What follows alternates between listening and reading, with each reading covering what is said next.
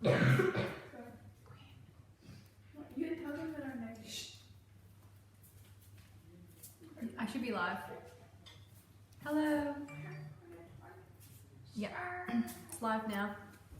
Hello everybody. Welcome to Farty Facts, Tuesday evening. We have a special guest tonight. Jack. My dog. Hey Barb, hey Kaylee.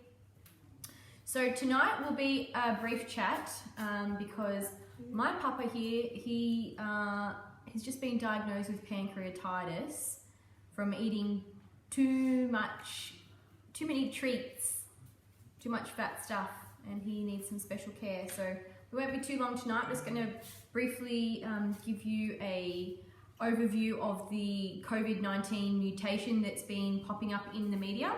So it's very, very normal for viruses to mutate as they cycle from one place to another and they move from one person to another. And we all know this because the seasonal influenza vaccine changes every year, and the vaccine changes every year to keep up to date with what's my mutation on my arm, Quinn? So the vaccine changes every year to keep up with the changing virus. So what we know about the coronavirus mutations is that it has occurred in the spike protein, but many other mutations have occurred in the coronavirus. I think there's maybe, in May there was about 14 mutations that had been recorded, and now a few months later I think there's just over 20 different mutations that have been recorded. None of them are significant and none of them we need to be worried about, even the one that's been reported right now. So the mutation that's occurring in the spike protein is a mutation called D614G. So it's just a small, very small mutation, but that very small mutation has allowed 4 to 5 times more spike proteins to exist on the outside of the coronavirus. So, you know, the coronavirus is sort of like that round shape, and everyone's seen how it has all these crown-like spikes that sit up on the outside. Well, the strain with the mutation in it has 4 to 5 times more of the spikes on the outside. And this doesn't appear to make the virus more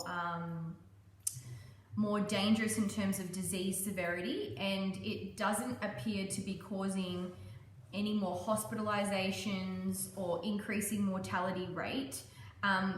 What is happening with this particular mutation is that it is allowing the virus to be more sticky.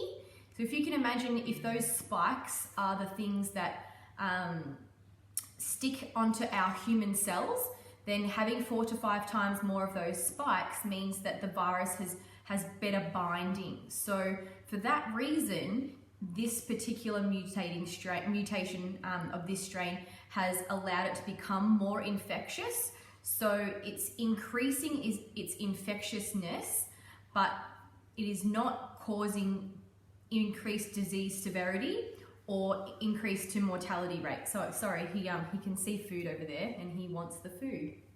He's on a special diet now of rice and boiled chicken. He lives rice, boiled chicken and veggies, and he's not happy with me at all. So anyway, where were we? There's nothing to be concerned with this particular mutation, and I did post up the article that came out from the Scripps Institute on, I think it was Tuesday or Monday, and I had to go back and amend that because even though it was a long chunk that I'd written, I think it was causing some alarm. So I don't want anyone to panic about the new strain. Yes, we have that strain in Australia. It makes up almost 50% of the circulating strains that we have here. The differences we see across the world with this strain is that it wasn't the original strain that circulated around China, but it was mutated and started circulating in Europe, and he's off. Please don't feed him. it is circulating around North America and Europe, and they're saying that some states in the US don't have this circulating strain yet, and in those states the virus is coming under control because of the infectious rate being lower, infectivity rate being lower with other strains. So please, if you have any questions, ask me. Oh, I can see a question about the vaccine. Does this change anything to do with the vaccine being formulated? No.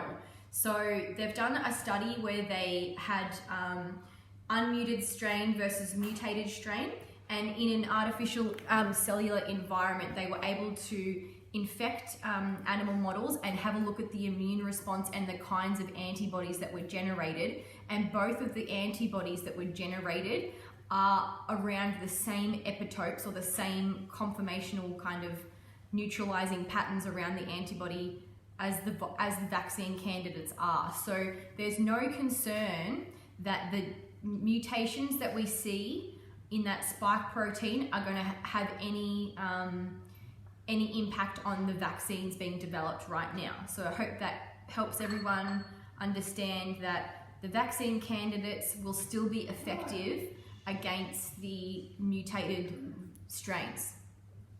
Okay. Okay.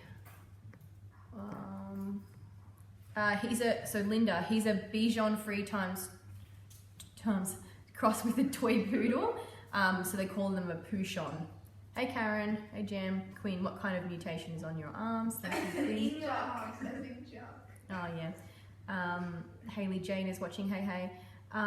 Jack has had too many of Nanny M's snacks and Donnie's leftovers. Stop feeding him, people. Okay. Okay, that one I've done. Okay, Natalia says, what does this mutation mean for the idea of exposure being 15 minutes in a confined enclosed space without PPE? Ooh, good question, which is frankly scary anyway, but being told not to worry if this has not occurred. Ooh, that's a really good question. So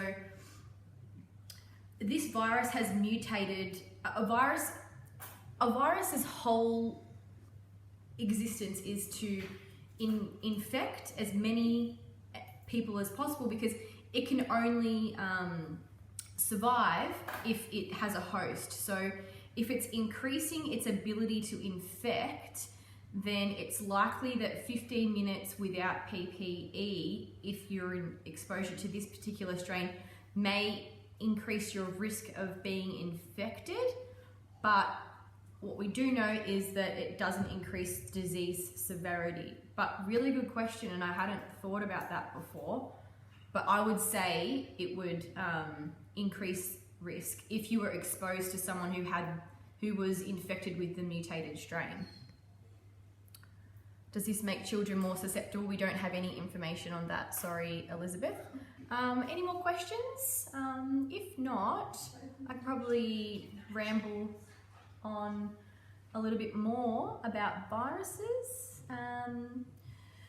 But maybe we should talk about pancreatitis in puppies. What a great idea. My sister, she's just learnt a new word, and it's coaxed, and she just said that she has coaxed me into this idea. So, hello. I have a toy cavoodle pup. Oh, that's so cute. Will it mutate further? Emma says, yes, it will. Viruses are always mutating. They do have proofreading mechanisms within their virus so that the mutations won't occur drastically. They occur very slowly over time. And the mutations that we've seen now have only been one little tiny mutation here, there, and everywhere, and it hasn't really made much of an impact. Oh, did I get the all clear? Yes, I did, Lauren. So 3 people from my family got tested because we all came down with a sore throat and a cough. So my little brother had to go off school, my sister's off school. They both came back negative. Their tests took 24 hours. My test took 91 hours to come back. So we're all clear, but they're still a little bit sick, and I think it's just going back to school and being exposed to all the other germ bags. Okay, your sister seems so sweet. Oh, that's you, Quinn. I was about to say, well, how does that seem sweet? There's two of them here. I've got 3 sisters. They're all sweet as pie. Speaking of, I bought you a pie, Emma. It's in the fridge. Okay, thank you. So if the need to isolate is based on this exposure, does it need to be reassessed? I don't think it needs to be reassessed. I think that we all should be doing the best we possibly can to reduce exposure, and not sure where you are in a confined space without PPE, but School. no, this is someone, Natalia, but not with people who would be infectious or showing symptoms. Wow. Okay, in 2 Sundays, churches will go onto mass gatherings up to 50 a meeting. Are the normal restrictions enough to not spike infections or recommend shorter church services? I believe you're supposed to have the 4 metre square rule around people in churches, so that's one of the measures they've put in place to reduce exposure through limiting the social distance, increasing the social distance. So jury's still out on confined spaces for me, so yeah, stay in your bubble still. I'm not going anywhere, not doing anything, not travel, not going out to, you know, anywhere except with my family, so I certainly wouldn't go to church. What? What was that the other night? That was a dinner party. Different. So if you already had the virus, could you catch this mutated version now and have COVID again? No reinfections right now, not with that mutated strain. I have Hashimoto's. Is that a chronic illness that would be affected by COVID? Funny you say that, Peter. We did a special night on Hashimoto's. You're welcome to travel back and have a look at that, and learn all about how the thyroid T4 and T3s are impacting on the body's ability to regulate mood, mental, movement, and what's the other one? Come on, people help me. Movement, Brain. metabolism, and mental. So yeah, you would have to take special care, I think. I'm a bit rambly tonight. Even though restrictions are lifting, do you think we should still try and limit our exposure to crowds, events, etc.? Yes, unless you have the appropriate amount of PPE in terms of like the face mask and everything. Okay, Elizabeth, what do you think is going to happen when we have to have no active cases, but a lot of the rest of the world have not managed to gain control? Close the borders. Do not open the borders. Stop letting people in. Okay. Well, good evening, everyone. Might do a special episode for the doggos. If you've got any dog illnesses you want me to look into for you, I'm looking into pancreatitis. I'm also looking into... Mutation? Pardon? Thank you. Here's my mutation. I'm looking into pancreatitis. For this little one, I'm also looking into incisors, which are the teeth up there, because apparently he needs one pulled. So might start a GoFundMe. Is that allowed? GoFund, Chuck. Okay, good evening, everyone. I'll see you on Thursday night. Hopefully I have a special guest for you on Thursday. It's me. That is Can I special guest? that is human, but he's a pretty good consolation. He looks real happy. I know, he's like snacks. Snacks. All right. Good night, everyone. Right.